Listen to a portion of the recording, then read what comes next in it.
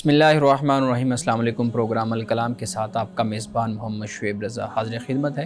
ناظرین کرام، اس پروگرام کے پہلے حصہ میں ہم قرآن کریم کی کچھ آیات کو سمجھنے کی کوشش کرتے ہیں اور دوسرے حصہ میں اپنے عہد کے نمائندہ سیاسی، سماجی، مذہبی، معاشرتی موضوعات پہ جو سوالات پیدا ہوتے ہیں ان کے جوابات ایک نئے نقطہ نظر سے جاننے کی کوشش کرتے ہیں۔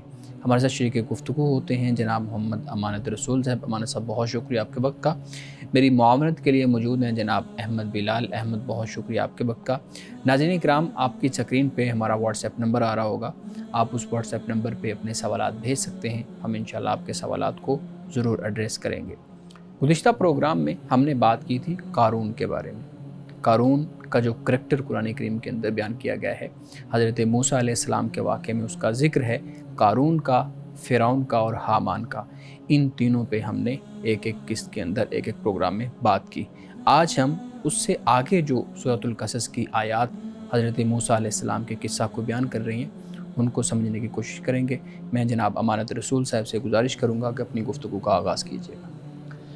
بسم اللہ الرحمن الرحیم۔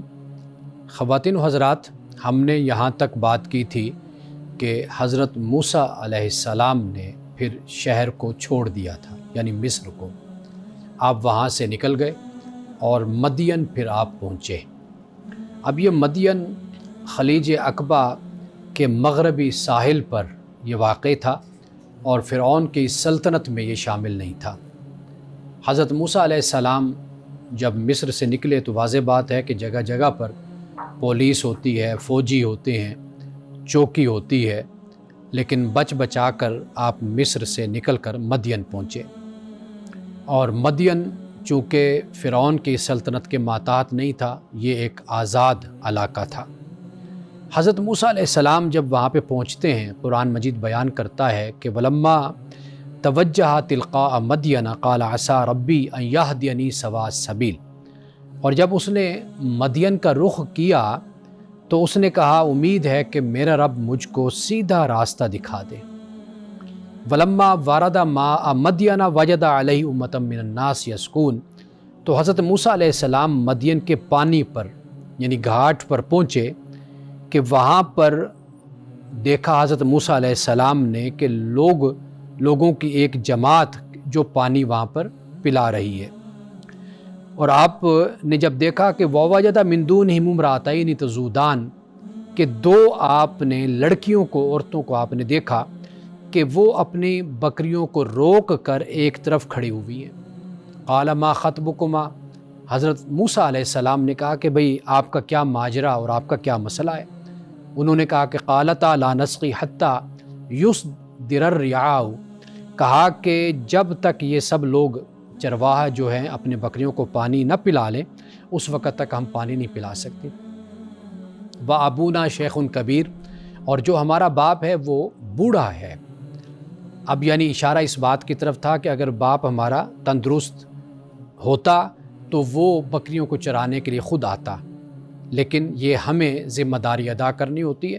اب یہ شیخ کبیر کون ہے؟ بوڑھا شخص۔ قرآن پاک نے اس کے بارے میں ہمیں کچھ نہیں بتایا، لیکن ہمیں بائبل سے جو معلوم ہوتا ہے ان کا نام آوائل یا اوائل، یہ ان کا نام ذکر ہوتا ہے۔ اور اسی طرح جو تلمودی لٹریچر ہے اس میں 3 نام ہمارے سامنے آتے ہیں، ایک ہوباب کا نام ہے، ایک آوائل کا نام ہے اور ایک یتھرو۔ یہ 3 نام ہمیں ان کتابوں میں ہمیں ملتے ہیں۔ یہ شعیب نہیں ہیں، یعنی حضرت شعیب علیہ السلام نہیں ہیں، بلکہ ان کے بارے میں کہا جاتا ہے کہ یہ فرعون کی سلطنت میں تھے، لیکن جب فرعون کی طرف سے یہ آرڈر دیا گیا کہ بنی اسرائیل کے بچوں کو قتل کر دیا جائے، بیٹوں کو، اور بیٹیوں کو باقی رکھا جائے، لڑکیوں کو، عورتوں کو، تو اس وقت یہ اختلاف کر کے وہاں سے آئے تھے اور فرعون نے ان کی بڑی توہین کی تھی، کیونکہ انہوں نے فرعون کے اس فیصلے سے اختلاف کیا تھا۔ یہ وہ حضرت شعیب علیہ السلام نہیں ہیں۔ ان کے بارے میں معلوم ہوتا ہے کہ جیسے حضرت موسیٰ علیہ السلام حضرت اسحاق کی اولاد سے، اسحاق بن ابراہیم، اسی طرح حضرت ابراہیم کے جو تیسرے بیٹے مدیان بن ابراہیم یا مدان بن ابراہیم، ان کی اولاد میں سے یہ صاحب ہیں کہ جن کا ذکر یہاں پر قرآن پاک نے کیا ہے۔ اگرچہ ہمارے بہت سے مفسرین اس طرف گئے ہیں کہ یہ وہی حضرت شعیب علیہ السلام ہیں، لیکن تحقیق سے یہ معلوم ہوتا ہے کہ یہ شعیب نہیں ہے، لیکن آپ مدین میں تھے اور آپ نے وہاں کے لوگوں کو اللہ کی توحید اور اللہ کے راستے کی طرف بلایا تھا۔ اب اس کے بعد فسقا لہما، حضرت موسیٰ علیہ السلام نے جو وہ دو عورتیں لڑکیاں کھڑی ہوئی تھیں اپنے جانوروں کو لے کر، آپ مرد تھے، نوجوان تھے، طاقتور تھے، آپ آگے بڑھے اور آپ نے ان کے جانوروں کو، مویشیوں کو پانی پلا دیا۔ ثم تولی الی الظل، اس کے بعد آپ پھر سائے میں آ کر بیٹھ گئے۔ فقال رب انی لما انزلت الی من خیر فقیر، تو پھر آپ نے اللہ کی بارگاہ میں عرض کی کہ اے میرے رب، تو جو چیز میری طرف خیر میں سے اتارے میں اس کا محتاج ہوں، یعنی جو خیر تو مجھے عطا کرے گا میں ہر خیر کا، ہر بھلائی کا محتاج ہوں۔ اب کچھ وقت ہی گزرا تھا کہ اس کے بعد پھر انہی دو لڑکیوں میں سے ایک لڑکی حضرت موسیٰ علیہ السلام کے پاس آئی۔ قرآن کہتا ہے کہ تمشی علی الاستحیاء، حیا کے ساتھ، شرم سے چلتی ہوئی وہ آئی اور اس نے آ کر کہا کہ ان ابی یدعوک، کہ میرے والد آپ کو یاد کر رہے ہیں، آپ کو بلا رہے ہیں، لیجزیک اجر ما سقیت لنا، کہ آپ نے جو ہمارے جانوروں کو پانی پلایا ہے تو اس کی اجرت اور اس کا بدلہ میرے والد آپ کو دینا چاہتے ہیں۔ فلما جاءہ، پس جب حضرت موسیٰ علیہ السلام ان خواتین کے والد کے پاس پہنچے، وقص علی القصص، حضرت موسیٰ علیہ السلام نے اپنا سارا واقعہ بیان کر دیا۔ قال لا تخف، تو انہوں نے کہا کہ بھئی آپ ڈریے نہیں، نجوت من القوم الظالمین، اللہ تعالیٰ آپ کو ظالم قوم سے نجات عطا کرے گا، یعنی جو قوم آپ کے خلاف منصوبے بنا رہی ہے آپ کو قتل کرنے کے، تو اللہ تعالیٰ ان سے آپ کو بچائے گا۔ قالت احداہما یا ابت استاجرہ، اب ممکن ہے کہ ضروری نہیں کہ اسی وقت ہی کہ جب حضرت موسیٰ علیہ السلام پہنچے اور یہ مکالمہ ہوا تو اسی وقت ہی ان دو لڑکیوں میں سے ایک لڑکی بولی ہو، ممکن ہے کہ حضرت موسیٰ علیہ السلام وہاں پہ رہے، ان کی خدمت ہوئی اور کچھ وقت انہوں نے وہاں پر گزارا۔ تو اس کے بعد اب ایک جو لڑکی ہے وہ یہ کہتی ہے کہ قالت احداہما یا ابت استاجرہ، کہ اے ابا جان آپ اس کو اپنے پاس ملازم رکھ لیجئے، یعنی حضرت موسیٰ علیہ السلام کو، ان خیر من استاجرت القوی الامین، اور کہا کہ یہ بہترین آدمی جسے آپ ملازم رکھے وہی ہے کہ جو مضبوط اور امانت دار ہو، یعنی تمام صفات کا خلاصہ یہی ہوتا ہے، یعنی ایک انسان اونیسٹ ہو، اونیسٹی ہو اس میں، اور دوسری چیز ہوتی ہے کہ ہارڈ ورکنگ، یعنی وہ سٹرگل کرنے والا، محنت کرنے والا انسان ہو۔ تو یہ دو ایسی خوبیاں ہوتی ہیں کہ جو باقی تمام خوبیوں کا احاطہ کر لیتی ہیں۔ اس خاتون نے اپنے والد سے یہ کہا۔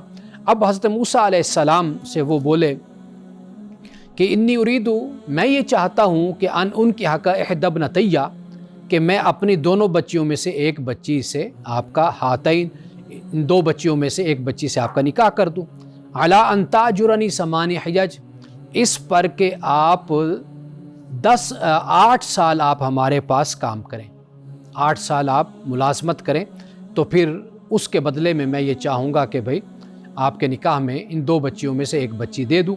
فَإِنْ أَتْمَمْتَ 10 فَمِنْ عِنْدِكَ، تو اگر آپ 10 سال پورے کر دیں تو یہ آپ کی طرف سے ہو جائے گا، یعنی اگر آپ 8 کے جگہ 10 سال آپ کر دیں۔ اب یہ یعنی ایک دن کے اندر یہ معاملہ نہیں ہوا۔ یہاں سے معلوم ہوتا ہے کہ جب حضرت موسیٰ علیہ السلام نے ان کے پاس قیام کیا، کام کیا، محنت کی، ان کی شرافت، ان کی دیانت، ان کی صداقت جب سامنے آئی تو پھر جو صاحب تھے انہوں نے پھر اپنی 2 بیٹیوں میں سے ایک بیٹی کا رشتے کے لیے بات کی اور کہا کہ اس کے بدلے میں 8 سال 10 سال آپ ہمارے پاس رہیے اور کام کیجیے۔ وما اريد ان اشق علیک، اور کہا کہ میں تمہیں مشقت میں نہیں ڈالنا چاہتا، یہ تمہاری مرضی ہے، 10 سال کر لو، لیکن 8 سال کی مدت کو بیان کیا۔ اس کے بعد کہا کہ ستجدنی انشاءاللہ من الصالحین، انشاءاللہ تم مجھ کو، یعنی آپ مجھے بھلا آدمی ہی پائیں گے۔ قال ذالک بینی و بینک، اب اس کے بعد حضرت موسیٰ علیہ السلام نے کہا کہ یہ بات میرے اور آپ کے درمیان اب طے ہو گئی، یہ فیصلہ ہو گیا۔ ایما الاجلین قضیت فلا عدوان علی واللہ علی ما نقول وکیل، اور کہا کہ ان دونوں مدتوں میں سے جو بھی میں پوری کروں تو مجھ پر کوئی جبر نہیں ہوگا۔ اور پھر اس کے بعد کہا کہ اللہ ہمارے قول و قرار پر گواہ ہے، یعنی اب یہ 2 مدتیں 8 سال یا 10 سال، ان میں سے کوئی بھی مدت ہوگی وہ میں پوری کروں گا، اس کا مجھ پر کوئی جبر نہیں ہوگا، باقی جو بات ہم طے کر رہے ہیں اس پر اللہ ہمارا وکیل ہے، جو ہمارا قول اور اقرار ہو رہا ہے۔ تو ناظرین کرام، اب اس کے بعد قرآن مجید بیان کرتا ہے کہ حضرت موسیٰ علیہ السلام نے جو مدت تھی 8 سال یا 10 سال، وہ مدت پوری کر لی۔ پھر اس کے بعد اپنی اہلیہ کو، اور روایات کے مطابق ایک بچہ ساتھ تھا، ایک آپ کا غلام یا خادم ساتھ تھا، وہ ساتھ آپ کے چلے، پھر طور پر پہنچے، جس کا ذکر پہلے ہم سورۃ النمل میں بھی کر چکے۔ تو انشاءاللہ کل ہم اس سے آگے پھر گفتگو کریں گے۔ ناظرین اکرام، یہاں وقت ہوا جاتا ہے ایک بریک کا، ہمارے ساتھ رہیے۔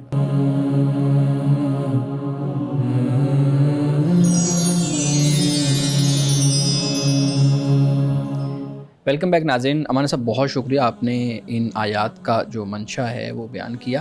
اچھا، ایک چیز میں پوچھنا چاہوں گا کہ حضرت موسیٰ علیہ السلام اب مصر سے مدین کی طرف بیان کیا جا رہا ہے کہ وہ جا رہے ہیں، کیا یہ ہجرت اللہ رب العزت کے حکم سے تھی؟ یعنی یہ خاص طور پہ آپ اس پہ بات کیجئے گا کہ جو علاقہ متعین کیا گیا جانے کے لیے، وہ اللہ رب العزت کی طرف سے متعین کیا گیا تھا، یا موسیٰ علیہ السلام کو نہیں معلوم تھا کہ وہ کس طرف جا رہے ہیں، اور آگے ایک شہر آ گیا جس کا نام مدین تھا اور وہاں رکے؟ دیکھیے، اسے آپ حکم نہ کہیے، اسے حکمت کہیے، اللہ کی حکمت۔ جیسے حضرت یوسف علیہ السلام کے لیے ایک پلان، ایک منصوبہ، ایک حکمت تھی، اسی طرح حضرت موسیٰ علیہ السلام کے لیے بھی ہے کہ آپ مصر میں رہے، وقت وہاں پہ گزارا، نوجوان ہوئے۔ چونکہ حضرت موسیٰ علیہ السلام کا جو مزاج، جب ہم قرآن پاک پڑھتے ہیں تو ہمیں معلوم ہوتا ہے کہ آپ عملی طور پر بہت ایکٹیو تھے۔ ایک تو آپ کی جو تربیت اور تعلیم اور پرورش وہ محلات میں آپ کے ہوئی، شہزادوں والی زندگی گزاری، لباس، کھانا پینا، ہر چیز اس طرح۔ اور پھر یہ بھی ہمیں معلوم ہوتا ہے کہ علم بھی اس وقت اور حالات کے مطابق آپ کو حاصل ہوا، یعنی جب بڑے بڑے لوگ دیکھے آپ نے سیاست میں، حکومت میں، تو واضح بات ہے کہ وہاں سے بھی بہت کچھ سیکھنے کو ملا، یہ چیز ہو گئی۔ اور پھر اس سے جب آپ اپنے جوانی کو اور شباب کو پہنچے تو معاشرتی اور سماجی مسائل میں دلچسپی، کوئی ظالم ہے، کوئی مظلوم ہے، کسی کے ساتھ زیادتی ہو رہی ہے، اس کی مدد کرنا، اس کی ہیلپ کرنا، یہ چیز نظر آئی۔ اب یہ تربیت ہوتی ہوتی یہاں تک پہنچی کہ 8-10 سال پھر مدین میں چلے گئے، وہاں پر بھی تربیت ہوئی، جو خاتون تھی ان سے نکاح ہو گیا، اور پھر وہاں پر اپنا وقت گزارا۔ اور وہ صاحب تھے جو شیخ کبیر، جس کو قرآن نے کہا کہ بوڑھے شخص تھے، ان کی بھی تربیت میں رہے، وہاں پر ملازمت بھی کرتے رہے، مزدوری کرتے رہے، یہ بھی تربیت کا مرحلہ۔ اور پھر اس کے بعد پہنچے طور پر 8-10 سال کے بعد۔ تو یہ اللہ سبحانہ و تعالیٰ کی حکمت ہے کہ اللہ اس طریقے سے، جیسے رسول اللہ صلی اللہ علیہ وسلم کے بارے میں قرآن کہتا ہے کہ الم یجدک یتیما فآویٰ ووجدک ضالا فہدیٰ ووجدک عائلا فأغنیٰ۔ تو یہ ایک تربیت کا انداز ہے نا کہ ساتھ ساتھ لے کر چلتے رہے، تاکہ پھر اس کے بعد بڑے منصب پر بٹھایا جائے اور بڑا منصب سپرد کیا جائے۔ بالکل صحیح ہے۔ اچھا، ایک چیز ہمارے ان آیات کے ساتھ جوڑ کے ایک واقعہ بیان کیا جاتا ہے۔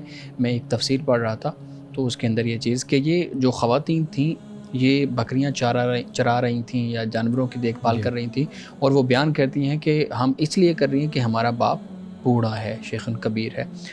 تو استدلال یہ کیا گیا تھا کہ اب یہاں پہ مجبوری میں خواتین وہ کام کر رہی ہیں یا ہاتھ بٹا رہی ہیں، تو مجبوری کے اندر تو خاتون کا کام کرنا پروف بھی ہے اور سمجھ بھی آتا ہے، لیکن خواہش سے کام کرنا، ایک یہ دل میں یہ چیز لے کے آنا کہ مجھے کوئی مجبوری نہیں ہے لیکن میں نے کام کرنا ہے، یعنی خواتین کے کام کرنے پہ استدلال یہ کیا گیا تھا کہ نہیں، صرف مجبوری کے اندر کام کرنے کی اجازت ہے، اس کے علاوہ نہیں ہے۔ آپ اس پہ بات کیجیے گا کہ کیسے اس تفسیر کے اندر جو چیز لکھی گئی ہے آج کے دور میں اس کو جسٹیفائی کریں گے؟ دیکھیے، پہلی بات تو یہ کہ وہ وہاں پہ جو تمدن تھا، جو رہن سہن تھا، اس کے مطابق یہ قدم اٹھایا گیا۔ ٹھیک، والد بوڑھے تھے تو بیٹیوں نے ذمہ داری اپنی طرف سے ادا کی۔ قرآن مجید تو ہمیں اتنا بتا رہا ہے کہ وہ انہوں نے ذمہ داری ادا کی۔ اب اس سے آگے جو معاملہ ہے وہ یہ ہے کہ دیکھیے کہ بنیادی طور پر جو گھر ہے یہ عورت کی توجہ کا مرکز ہونا چاہیے۔ ٹھیک، بنیادی بات، مرد کی توجہ کا مرکز معاش ہونا چاہیے، محنت کرے باہر کی زندگی میں، گھر میں لائے معاش، اس کو قوام بنایا گیا۔ دیکھیے، پھر یہ صورت ہوتی ہے کہ کئی خاندانوں میں، کئی گھروں میں عورت گھر کی ذمہ داریوں کو بھی بہتر طریقے سے ادا کرتی ہے، اس کے پاس پھر وقت بھی ہوتا ہے، تو وہ اپنے وقت کو گزارنا چاہتی ہے۔ مثال کے طور پر کئی خواتین، مرد بے اولاد ہوتے ہیں، جوڑے، اب وہ دونوں کام کر رہے ہوتے ہیں، وقت ہوتا ہے دونوں کے پاس، اب وہ ویلفیئر میں حصہ لے لیتے ہیں۔ اچھا، کئی خواتین کے گھروں میں یہ ہوتا ہے کہ ملازمین ہیں، نوکر چاکر ہیں، اب اس سے بھی ان کے پاس وقت نکل آتا ہے کہ وہ دیگر سرگرمیوں میں حصہ لے سکیں، مذہبی ہیں، کوئی ویلفیئر کا کام ہے وہ اس میں بھی حصہ لیتی ہیں۔ تو گویا کہ ہم اس طریقے سے کسی چیز کو بالکل ایک ٹو دا پوائنٹ کر کے ہم بیان نہیں کر سکتے، یہ ڈپینڈ کرتا ہے خاندان پر، جوڑے پر، میاں بیوی پر، حالات پر، کہ اس کے مطابق وہ کیا قدم اٹھاتے ہیں اور کیا فیصلہ کرتے ہیں۔ اچھا، آپ کی اس بات سے میرے ذہن میں ایک چیز آ رہی ہے، ہمارے ہاں جب امپاورمنٹ کی بات کی جاتی ہے، ویمن امپاورمنٹ کی، تو گھر سے باہر جا کے کسی کے ہاں ملازمت کرنا، خاص طور پہ ہمارے ہاں یہ جو امپاورمنٹ کا کانسیپٹ ہے یہ بہت زیادہ پریویل کرتا ہے اور اس کو امپاورمنٹ کے ساتھ جوڑا جاتا ہے۔ جو بات آپ کر رہے ہیں اس حساب سے تو پھر خواتین گھر میں رہ کے کوئی دستکاری کا وہ کر رہی ہیں، کوئی گھر میں رہ کے کوئی اور معاملات کر رہی ہیں، آج کل آن لائن سسٹم ہے اس پہ کر رہی ہیں۔ تو آپ یہ بتائیے گا کہ یہ جو امپاورمنٹ کا یہ کانسیپٹ ہے وہ آج کے دور میں ہماری خواتین جو ہیں، ہماری بہنیں، وہ دل برداشتہ ہو جاتی ہیں کہ شاید ہم باہر جا کے کام نہیں کر رہے یا بہت زیادہ پیسے نہیں کما رہے تو شاید ہم انڈیپینڈنٹ نہیں ہیں، تو اس پہ بات کیجیے۔ دیکھیں، یہ جو امپاورمنٹ کا معاملہ ہے نا، یہ انسیکیورٹی سے جنم لیتا ہے، ورنہ ایسا ہوتا ہے کہ ریاستیں سپورٹ کرتی ہیں، عورت ہو یا مرد، کسی کے ساتھ زیادتی نہیں ہونی چاہیے، کسی کے ساتھ ظلم نہیں ہونا چاہیے۔ معاشرہ اپنے لوگوں کی اس طرح تربیت کرتا ہے، ان کو اویئرنیس دیتا ہے، ریاستیں اور حکومتیں اس طرح کام کرتی ہیں کہ جس کی بنیاد پر امپاورمنٹ کا مسئلہ جو ایک احساس محرومی سے پیدا ہو رہا ہے وہ رد عمل میں پھر وجود میں نہیں آتا۔ ہمارا مسئلہ اصل میں یہ ہے کہ ہمارا معاشرہ بھی اس طریقے سے، ہم اسلام کی بات تو کرتے ہیں لیکن اسلامی اور اخلاقی خطوط پر اس طریقے سے پروان نہیں چڑھا کہ جس کی بنیاد پر عورت یہ خیال کرے کہ میں مکمل طور پہ محفوظ ہوں۔ یعنی آپ دیکھیے کہ وہ رہتی ہے باپ کے گھر میں، شادی ہو تو کہتے ہیں خاوند کا گھر ہے، خاوند دنیا سے چلا جائے تو اب بیٹوں کا گھر ہے۔ تو یہ ایک جو تأثر ہمارے ہاں پیدا ہوتا ہے، تو میرا خیال ہے کہ اس سے بڑے مسائل پھر جنم لیتے ہیں۔ تو اس لیے معاشرے میں ہمیشہ معاشرے کو، علماء کو، اہل دانش کو، اہل قلم اور اہل علم کو ایسا معاشرہ پروان چڑھانا چاہیے کہ جس میں یہ محرومی کا احساس اور انسیکیورٹی کا احساس نہیں ہونا چاہیے، اور ریاست اپنے ہر شہری کے حقوق کا تحفظ کرے۔ بالکل صحیح۔ اچھا مولانا صاحب، ہمارے پاس کچھ ناظرین کے سوالات بھی ہیں اور ناظرین کے جو سوالات ہوتے ہیں ان کو ہم ضرور جو ہے نا وہ جگہ دیتے ہیں اپنے پروگرام میں۔ اچھا، پہلا سوال یہ ہے، کیا اللہ تعالیٰ کی لکھی ہوئی قسمت انسان بدل سکتا ہے؟ اور اس میں انہوں نے پوچھا کیوں ہے؟ پوچھا اس لیے ہے کہ جیسے شادی قسمت میں لکھی ہوئی تھی، بچے پیدا ہونا قسمت میں لکھے ہوئے تھے، لیکن ایک شخص نے شادی کی نہیں یا اس کی نہیں ہوئی، تو اس قسمت کو بدلا جا سکتا ہے یا نہیں بدلا جا سکتا؟ دیکھیے، جو پہلا یہ ہے نا تصور قسمت کا، قرآن مجید نے جو بیان کیا، جو احادیث سے ہمیں معلوم ہوا، ہمارے ہاں چونکہ لکھنے کا جو ایک تصور ہے وہ یہ ہوتا ہے کہ شاید فیصلہ ہو گیا، صحیح ہے، لکھ دیا گیا، لکھ دیا تو اب ہاں صحیح۔ اصل جو چیز ہے وہ یہ ہے کہ خدا کے علم میں ہے۔ جیسے ہم کسی آج اگر انسان کو دیکھیں تو انسان کے علم میں ایک ماہر آدمی ہے، وہ آپ کو بتا نہیں دیا جاتا کہ بھئی یہ پل کتنے سال تک یہ رہے گا، اس سے پہلے آپ اس کو گرا کے دوبارہ بنا لیجئے۔ ایسی بہت سی سڑکوں کے بارے میں کہا جاتا ہے، انسان ڈاکٹر بتا دیتے ہیں کہ یہ جو بندہ ہے یہ کتنے سال زندگی جیے گا، کس طرح کی میڈیسن، کتنے مہینے میں یہ اس کی صورتحال ہوگی۔ ہم دیکھتے ہیں کہ اچھے موسموں میں اور اچھے علاقوں میں اور اچھے ماحول میں رہنے والے لوگوں کی لمبی عمریں ہوتی ہیں، اور ایسے ماحول میں کہ جہاں پر پولوشن ہو، گندگی ہو، بیماریاں ہوں، وہاں پر لوگوں کی عمریں کم ہو جاتی۔ تو لہٰذا یہ جو چیز ہے نا، اللہ کے ساتھ کسی چیز کو جوڑنا، یہ اللہ کا علم ہے کہ جو انسان کے بارے میں موجود ہے۔ انسان کا جو معاملہ ہے وہ یہ ہے کہ انسان اپنے معاملات میں آزاد ہے، خود مختار ہے، وہ فیصلہ کر سکتا ہے، اسی لیے اس کو دنیا میں بھی اپنے نتائج بھگتنے ہوتے، اسی لیے اس کو آخرت میں بھی اپنے اعمال کا سامنا ان کے نتائج کا ہوگا۔ تو اگر انسان کو مجبور محض بنا دیا جائے تو پھر یہ تو سوال بھی نہیں اٹھے گا، اور نہ ہی قیامت کے دن پھر انسان جواب دے ہوگا۔ وہ تو یہ کہے گا جی میری تو قسمت میں جو لکھا ہوا تھا بس میں میں نے تو وہی کچھ کیا جو لکھا ہوا تھا. تو میرا خیال ہے کہ یہ تصور بالکل خلاف اسلام، خلاف دین ہے. جی بالکل ٹھیک ہے. ناظرین کرام، باقی سوالات لیتے ہیں ایک بریک کے بعد. ہمارے ساتھ رہیے.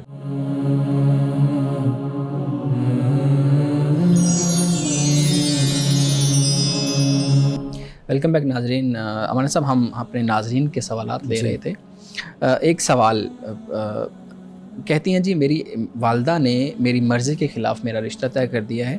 اب میری مرضی کے خلاف جلدی شادی کرنا چاہتی ہیں، تو اس بارے میں آپ بیان فرمائیے. جب ایک لڑکا ہو یا لڑکی جب وہ بالغ ہو جاتے ہیں، عاقل ہیں، بالغ ہیں، تو پھر ان کی مرضی کے خلاف کسی کو بھی کوئی حق نہیں پہنچتا کہ وہ فیصلہ کرے.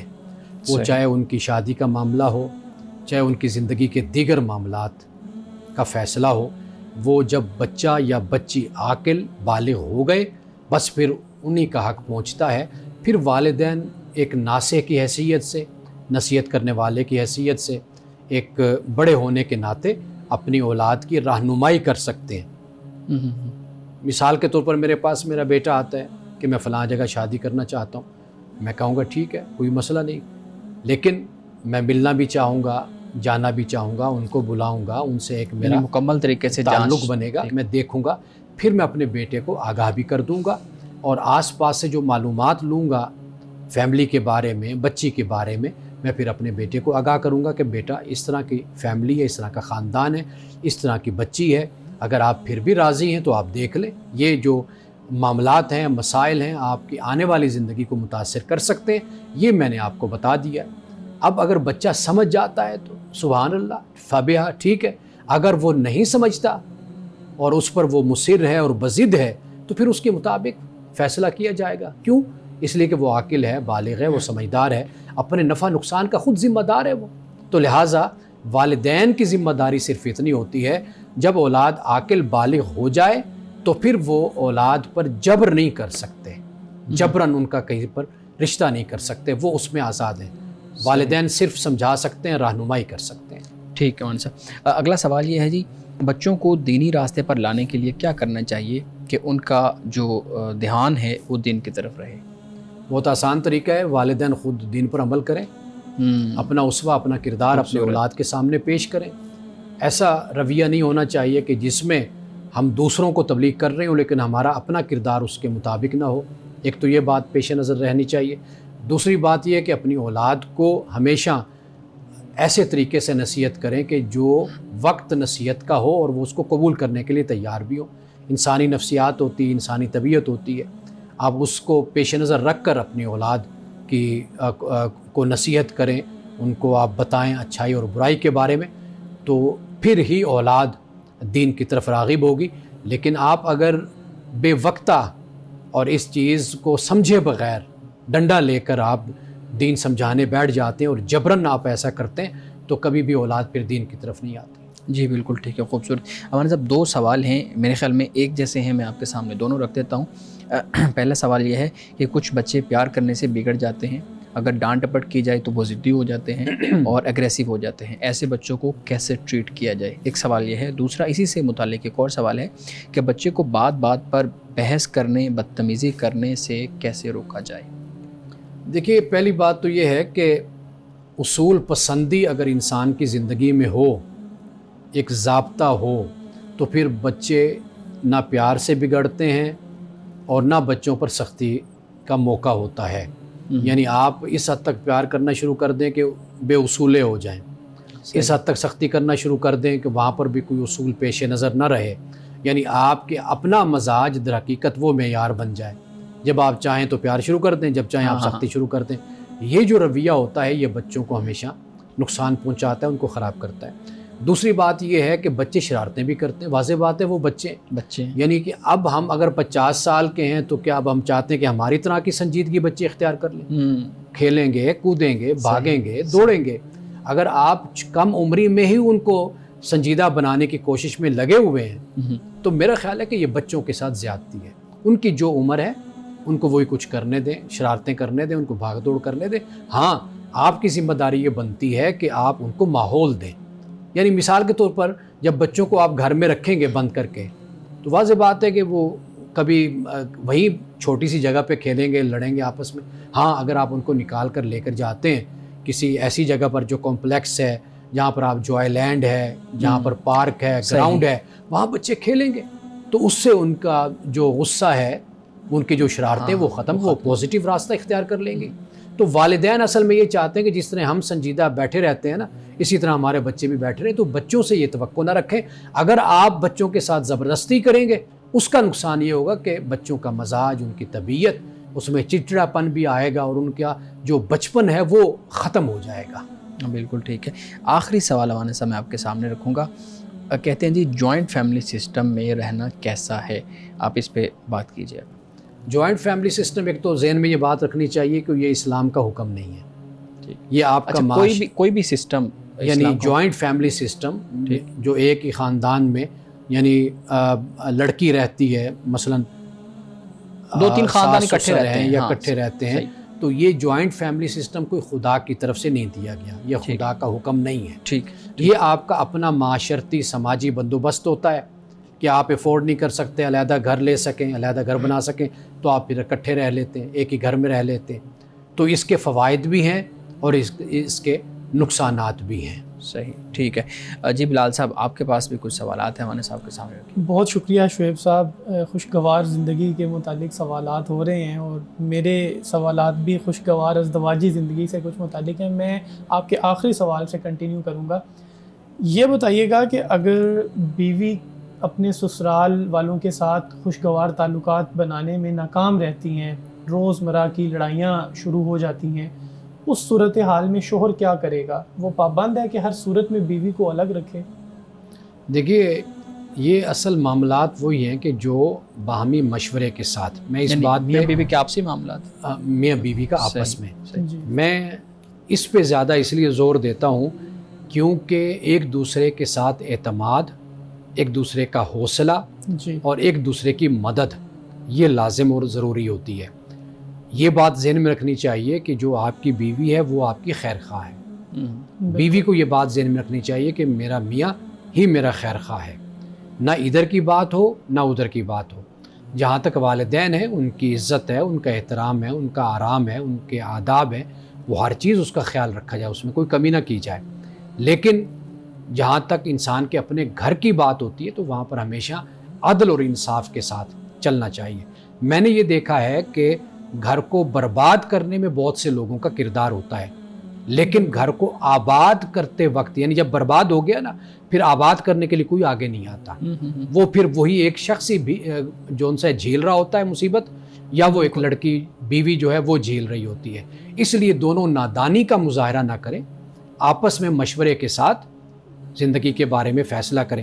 جہاں پر اگر مل جل کر ہو نا, ایک دوسرے کا انسان حوصلہ بنے, ایک دوسرے کا مشیر بنے, اس کا فائدہ یہ ہو جاتا ہے کہ بیوی بھی پھر اگر کوئی دکھ تکلیف سسرال سے آئے تو وہ بھی اس کو خوشی کے ساتھ سہ لیتی ہے, کیونکہ اس کو تسلی ہوتی ہے کہ میرا خامند میرا دوست ہے, میرا ساتھی ہے. اسی طرح خامند کا معاملہ بھی ہوتا ہے. تو میرا خیال ہے کہ زیادہ تر جو مسائل ہوتے ہیں وہ میاں بیوی کے جو کمیونیکیشن گیپ ہوتا ہے نا, اس کی وجہ سے پیدا ہوتے ہیں. اگر یہ گیپ نہ ہو تو بڑے سے بڑے مسئلے بھی دونوں مل کر حل بھی کر لیتے ہیں اور فیس بھی کر لیتے ہیں. جی بالکل ٹھیک ہے. ناظرین کرام, بقیہ سوالات لیتے ہیں ایک بریک کے بعد, ہمارے ساتھ رہیے گا.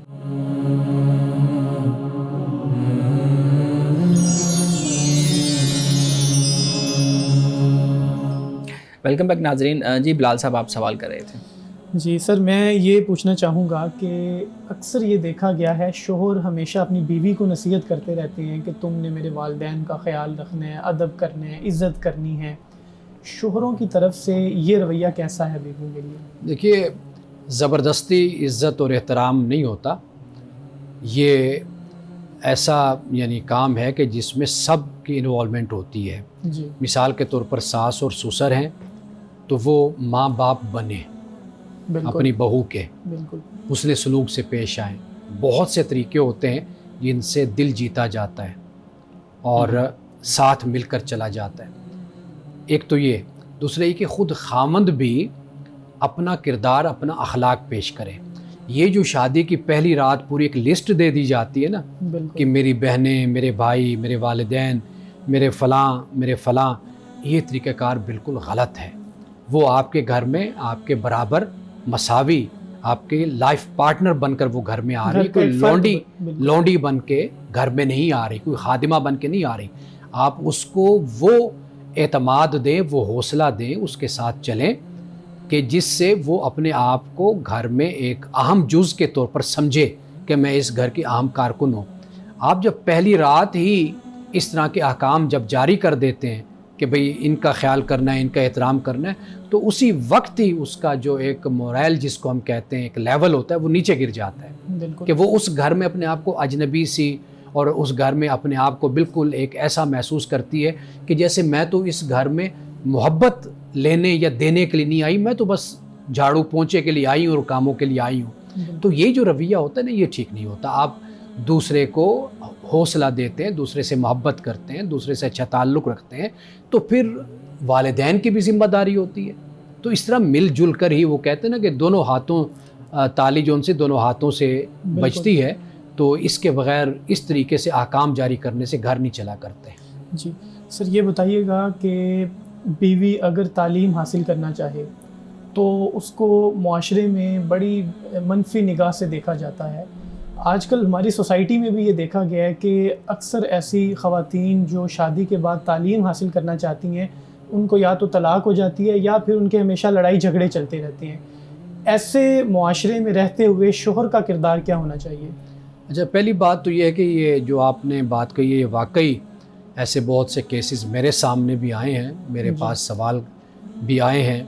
مثال کے طور پر کہ بچی ماشاءاللہ میڈیکل میں اس نے ایجوکیشن حاصل کر لی, اب اس کی 24-25 سال عمر ہے, اب وہ شادی ہو گئی, اب وہ سسرال کہتا ہے جی آپ گھر میں بیٹھ جائیں. یعنی وہ جو والدین نے 15-20 سال لگا کر اس کو پڑھایا, اب وہ کہتے ہیں جی بالکل عضو معطل ہو کر اپنی میڈیکل ایجوکیشن ہر چیز چھوڑ کر گھر میں بیٹھ جاؤ. تو یہ رویہ درست نہیں ہے. اگر اس کو پڑھایا گیا تو اس سے بہت سی بچیوں کا فائدہ ہوگا, اور مریض خواتین آتی ہیں مردوں کے پاس جانے کے بجائے وہ خواتین کے پاس آئیں گی, ڈاکٹر جو ہیں فیمیل ان کے پاس آئیں گی. ایک تو یہ بات ہوگی. دوسری بات جو ہے نا, جو آپ نے کہی شادی کے بعد کا معاملہ, اس کے لیے پھر میں وہی گزارش کروں گا کہ باہمی مشورے کے ساتھ ان مسائل کو حل کیا جائے. یہ طریقہ نہیں اختیار کرنا چاہیے کہ ہم جسے کہتے ہیں کہ بغاوت یا نافرمانی یا ایسا راستہ اختیار کریں کہ جس سے ہمارا گھر ٹوٹ جائے. تو یہاں پر دونوں میاں بیوی کو مل کر آپس میں کوئی راستہ نکالنے کی کوشش کرنی چاہیے. سر, بیوی کے حقوق کی بات ہو رہی ہے, آج کل اس بارے میں بھی تحقیق کی جاتی ہے کہ جو شوہر شادی کے بعد تعلیم حاصل کرنا چاہتے ہیں وہ بھی بڑی سماجی تنقید کا سامنا کر رہے ہوتے ہیں. تو اگر شوہر شادی کے بعد تعلیم حاصل کرنا چاہتا ہے وہ کیا کرے؟ بیوی کو سسرال والوں کے پاس چھوڑ دے یا اپنے ساتھ رکھے؟ اس کا کیا طریقہ کار ہونا چاہیے؟ اس میں ذرا یہ بھی ایڈ کر لیں کہ بعض شوہر دوسرے شہروں میں دوسرے ممالک میں ملازمت کے لیے بھی جاتے ہیں. بالکل. تو اس صورت میں بتائیے. دیکھیں, میں تو اس کا شدید مخالف ہوں کہ آپ اپنی بیوی کو پاکستان میں چھوڑیں اور خود آپ کسی اور ملک میں چلے جائیں اور 4-4 سال 5-5 سال آپ واپس ہی نہ آئیں. ٹھیک. میں یہ سمجھتا ہوں کہ یا تو شادی نہ کی جائے, آپ جائیے, کمائیے, محنت کیجئے, آپ واپس آئیے, بعد میں ہم شادی کیجئے جو بھی معاملات ہوں. یا پھر یہ صورت ہے کہ آپ ادھر رہیں, آ کر اپنی بیوی کے ساتھ آپ زندگی گزاریں. بچے ہیں, بہت لوگوں نے اس طرح کے فیصلے کیے, وہ بہت حوالوں سے وہ بڑے خوش ہیں کیونکہ بچوں میں رہے, بچوں کی دیکھ بھال ہوئی, باپ کا سر پر ہونا یہ بڑا ضروری ہوتا ہے. تو ان باتوں کو مد نظر رکھنا چاہیے. میں تو ذاتی طور پر اس کی حمایت کرتا ہوں کہ بھئی میاں بیوی کا اکٹھا رہنا. دیکھیے, شادی جب کی جاتی ہے تو اس کا مقصد کیا ہوتا ہے؟ مقصد یہی ہوتا ہے یعنی اگر آپ نے وہی کمارے پن کی زندگی گزارنی ہے تو پھر آپ نے شادی کیوں کی؟ پہلے ہی گزار رہے تھے, وہ پہلے ہی گزر رہی تھی. تو لہٰذا شادی کے بعد یہ رویہ ہونا چاہیے کہ آپ میاں بیوی دونوں رہیں اور اکٹھے آپ زندگی گزاریں. سر, ایک اور اہم مسئلہ ہمارے معاشرے میں دیکھا گیا ہے. اچھا, آپ نے جو سوال کیا نا, میں اس بارے میں بھی عرض کر دوں.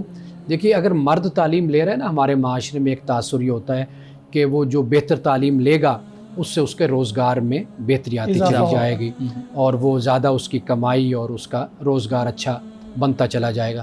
اس پہلو سے دیکھا جائے تو مرد کو سپورٹ کرنی چاہیے, یعنی بیوی کی طرف سے بھی سپورٹ ہو, خاندان کی طرف سے بھی ہو, والدین کی طرف سے, اور کوئی تنگ دستی کا معاملہ ہو تو وہ گزار لینا چاہیے. میرے اپنے خاندان میں، اپنی فیملی میں نے دیکھا کہ خامند پڑا ہوا نہیں تھا، بیوی نے یعنی سپورٹ کیا، جتنا بھی تھا اس نے کہا ہم اس میں گزارا کریں گے، تو وہ ماشاءاللہ پھر ہائی کورٹ تک، سپریم کورٹ تک وہ وکیل بنے. اور بالکل یعنی ایک وقت وہ تھا کہ وہ چوکی داری کرتے تھے، پھر ایک وقت آیا کہ وہ اتنی اعلیٰ تعلیم تک حاصل کیا، تو وہ بیوی کی سپورٹ، پھر وہی گھر ہمارے خاندان میں سب سے اچھا خاندان بنا. اگر سپورٹ نہ ہوتی تو چوکی داری کرتے رہتے. تو میرا خیال ہے کہ میاں بیوی آپس میں دونوں، مثال کے طور پر اگر خامند میں صلاحیت اتنی نہیں ہے، تعلیم اتنی نہیں ہے، وہ بیوی سے کہتا ہے بھئی آپ تعلیم حاصل کر لیں، آپ آگے بڑھیں زندگی میں تاکہ ہمارا گھر، ہمارا خاندان ترقی کرے، تو یہ پہلو بھی ہوتا ہے. تو میرا خیال ہے کہ یہ اس طریقے سے ان معاملات کو حل کیا جا سکتا ہے. سر بعض اوقات ان لاز کے ساتھ مسائل اتنے زیادہ بڑھ جاتے ہیں کہ شوہر یا بیوی اس ازدواجی تعلق کو، رشتے کو بچانے کے لیے پھر ایک دوسرے پر پابندی لگا دیتے ہیں نا. شوہر خاص طور پہ دیکھا گیا وہ پابندی لگاتے ہیں کہ تم نے اپنے گھر والوں سے نہیں ملنا. تو کیا شوہر کے کہنے پر بیوی اپنے تعلقات ختم کر دے اپنی فیملی کے ساتھ؟ دیکھیے اس حوالے سے گزارش یہ ہے کہ گھر کا جو یونٹ ہے وہ مرد اس کا سربراہ ہوتا ہے اور بیوی اس گھر کو سنبھالنے والی ہوتی ہے. اس گھر کو قائم رکھنا یہ پھر دونوں کی ذمہ داری بن جاتی ہے. جہاں یہ صورت بن جائے کہ گھر ٹوٹے، گھر کے بکھرنے کا ڈر ہو، جہاں پر ایک فیملی بچے بروکن فیملی کے بچے بن جائیں، تو وہاں پر پھر سمجھداری کے ساتھ عورت کو فیصلہ کرنا چاہیے. جی بلال صاحب مجھے اجازت دیں کہ میں ایک سوال اسی سے متعلق میرے ذہن میں آ رہا ہے. مولانا صاحب دو سینیریو میں آپ کے سامنے رکھتا ہوں. ایک سینیریو یہ ہے کہ دو افراد کی نکاح ہوا ہے، شادی ہوئی ہے، ہسبینڈ یا وائف، خاص طور پہ ہسبینڈ وائف کا موبائل پکڑتا ہے اور اس میں سے چیزیں دیکھتا ہے، کبھی گیلری کھول لی، کبھی واٹس ایپ کھول لیا، کبھی فیس بک کھول لی، کوئی دیکھنے لگ گیا. اب وہ کہتا ہے میرا مقصد یہ نہیں ہوتا کہ میں کچھ چیز تمہاری پرسنل چیز کو دیکھوں یا کہ میں دیکھوں کہ تم کیا کرتے رہتے ہو یا بدگمانی کروں. ایک چیز یہ ہوتی. دوسری چیز یہ ہے کہ دو افراد نے آپس میں ابھی شادی کرنی ہے، ابھی طے نہیں ہوا کہ شادی ہو جائے گی یا نہیں ہوگی، ابھی دونوں آپس میں ڈیسائیڈ کر رہے ہیں کہ ہم شادی کریں، جیسے ہمارے ہاں نوجوان یونیورسٹی کالجز میں ہوتے ہیں.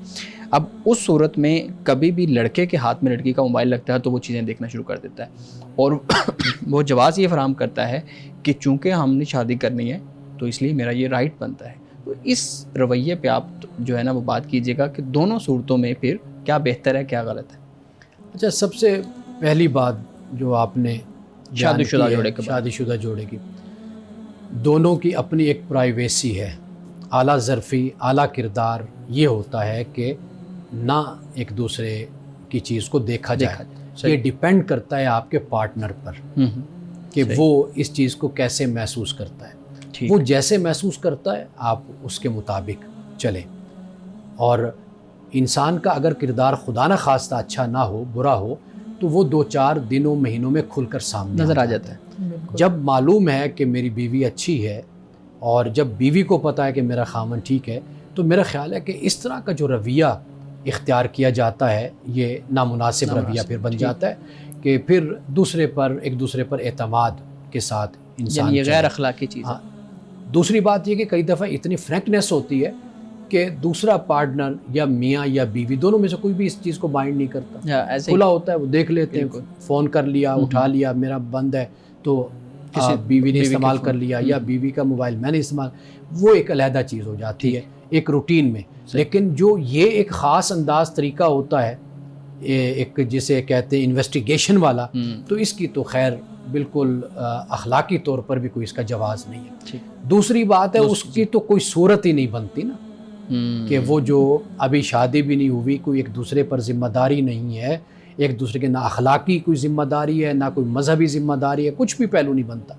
پھر اٹھا کر اس طرح بیٹھ جانا اور کسی کی پرسنل لائف اور پرائیویسی کو جا کر دیکھنا، تو اس کا تو بالکل ہی شادی سے پہلے تو کم از کم اس کی کوئی صورت نہیں بنتی. ایک دوسرے پر حقوق جتانا. ہاں بالکل ٹھیک ہے. مولانا صاحب آج کی حدیث مبارکہ میں حضرت ابو ہریرہ رضی اللہ تعالی عنہ سے یہ روایت ہے، فرماتے ہیں کہ رسول اللہ صلی اللہ علیہ وسلم نے فرمایا کہ اکمل المؤمنین ایمانا احسنہم خلقا، کہ مسلمانوں میں سے سب سے اچھے ایمان والا وہ ہے جو اخلاق میں سب سے بہتر ہے. یعنی ایمان میں اگر کسی کو دیکھنا ہے کہ وہ کس درجے پر ہے، پھر اس کے اخلاق کو آپ دیکھیے. اور پھر فرمایا وخیارکم خیارکم لنسائہم خلقا، اور تم میں سے بہترین وہ لوگ ہیں جو اپنی عورتوں کے حق میں اچھے ہیں۔ نساء سے مراد یعنی بیوی بھی ہے، جو بھی خواتین ہیں، خاص طور پر بیوی۔ تو فرمایا کہ جو اپنی عورتوں کے حق میں اچھے ہیں، در حقیقت یہ وہ لوگ ہیں کہ جو بہترین لوگ ہیں۔ تو رسول اللہ صلی اللہ علیہ وسلم نے ہمیں یہ بات سمجھا دی کہ اگر آپ نے یہ دیکھنا ہے کہ مومن کتنا اچھا ہے تو پھر اس کے اخلاق کو دیکھیے، اگر آپ نے یہ دیکھنا ہو کہ بہترین لوگ کون ہیں اپنے خاندان میں، فیملی میں، پھر یہ دیکھیے کہ وہ اپنی عورتوں کے ساتھ کیسا سلوک کرتے ہیں۔ ناظرین کرام، اس دعا کے ساتھ اپنے پروگرام کا اختتام کریں گے۔ اللہ رب العزت حسن کلام اور تاثیر کلام عطا فرمائے، ہماری زبان کی گرہوں کو کھول دے اور سننے والوں تک خیر کا پیغام پہنچے۔ اجازت دیجیے، خدا حافظ۔